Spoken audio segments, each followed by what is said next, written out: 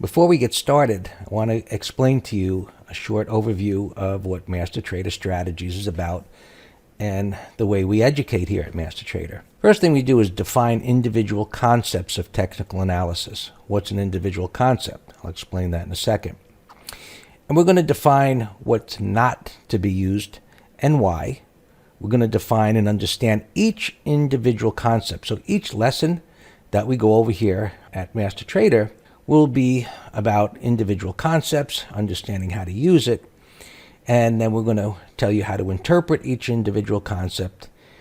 And once you become a student, our education is followed up with monthly coaching on an ongoing basis for life. Now, you have to practice what you learn, trading small, even on a paper account, and then developing consistency in following the approach. Part of our education is to teach you about changing market environments and how to adapt to them. So through experience and repetition of education, that is what leads to the mastery. Individual concepts. At Master Trader, we say price is king. Everything else is secondary. We don't use indicators. It's all about price analysis. We will do lessons on moving averages, which we use, but we do not use indicators. We look at prices in a candlestick format. Why? It's just easier to see the pictures. We are picture traders. That's the essence of what we do. We look at pictures. We look at those pictures within trends. Are they going up, down, and sideways? We look at them in multiple time frames, support and resistance. In some lessons we'll talk about volume, which is secondary. You will be part of the volume. In the moment of the trade, price will tell you when to act. We'll be talking about broader markets and their trend to give us a bias as to what's happening. Why? Because most stocks are going to be influenced on what's happening in the broader market. Market internals and intermarket analysis combined with technical analysis is what we call a three-legged stool, or technical fundamentals. And position and money management. Without that, none of this matters, because if you don't have position and money management, you're not managing your business of trading. And just like any business, the trading business, maybe more than others, requires money management, because if you can't last in this game, you won't make it. Let's go. Hello traders, Greg here from Master Trader. Today was somewhat abnormal, but this market has been a little bit abnormal. But if you review the commentary from this morning pre-market, one of the things that I said was it would be abnormal for this market to give back the morning gap and close at the low of the day and form a bar just like this one. Go watch the video, drew it out and showed everybody. It wasn't really my expectation, because we don't expect things to be abnormal, and I'll explain why. Pre-market, prices were trading in the area of the high to above the area of the prior day's high. And the prior day, we had this 3-bar consolidation that had gapped down, stayed below here, didn't fill the gap, and it went lower. Now, historically, and I've been doing this about 30 years, historically what would have happened was this would have continued to go lower into the void below. There was a surprise. CPI number came out, and one of the commentaries that I made in the morning was, there's no reason to get bullish on this market. There's nothing good about it. I'll show you one of the reasons why. But nonetheless, news drove the market higher pre-market.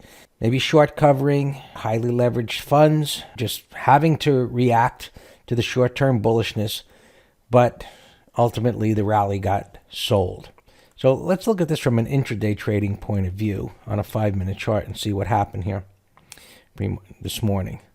So originally, this was actually trading a bit higher and was above this consolidation from the prior day. And what I said was pre-market was, look, usually happens in a situation like this is gapping above here. This is going to be where buyers are going to step up with just technical analysis 101. What was resistance becomes support, and it's exactly what happened, and prices ran higher. Now, they could have kept going into the gap above, but it didn't happen, and sellers came in. And then in the green room at this time of day, I said, all right, once this begins to turn here, and it began to turn, I said, this is where buyers should step up again, and we're going to really see if they're really going to buyers take control. It's going to go up. We'll see if it comes up to the high of the day, and maybe it would come up here. That didn't happen. It did rise, and it came up to the first area of resistance. Down it went. When it came down here again to the same pivot, and pivot lows, check out my video on support and resistance and pivots done over the weekend. When it came down to that pivot low support, buyers step up again, and it got rejected, and that was kind of the end of it as it broke support. Sellers began taking control. Buyers began to give up. There was another attempt. It failed, and that's where the selling really picked up, even down below the 440 level that we knew there was a lot of open interest in options down there. So down it went, all bearish price action. We've got a daily bar now that a bit unusual to have it taken out that high, gapping up there, and this should flow to the downside now. Some addition to the bearishness of this market is the transports. We talked about this last week and on Monday pre-market, how this went down. One of the reasons I said there's nothing good about this market. And even when it extended to the downside in an area of support and prices coming up where they could have popped clearly a bit higher, they got rejected again. Now we'll see how this plays out. Things that are down this much typically go down a lot more without some type of consolidation. But in that weekend video, one of the things I pointed out was when prices come down to an area of support and they cannot rally, that's bearish, and that should lead to lower prices. Now, I'm not calling for that at the moment. We'll give it a few more days to see what happens here. Now, looking at the spiders, again, daily chart, everything, all prices are below, all moving averages, closed to below the 50 MA again. Institutions are going to get nervous. It's been below the 200 MA now for a couple of days, and the door is now open. Now, what I'm showing you here is just the day-to-day advancers minus decliners. And what we see is, this is one of the reasons I believe prices would go down, because there was a huge amount of decliners versus advancers down at this minus 2,000 level. That just confirms the bearishness of this move. Now, we see that today wasn't quite as bearish as this. It's not abnormal on the initial continuation move. Now, if we see this continues down tomorrow, we'll just see that this will come down to that level. As long as it stays below this zero line, that's considered bearish. It can stay down below here for a while this is going down. Same bearish scenario, outside day, engulfing day, call it whatever you want.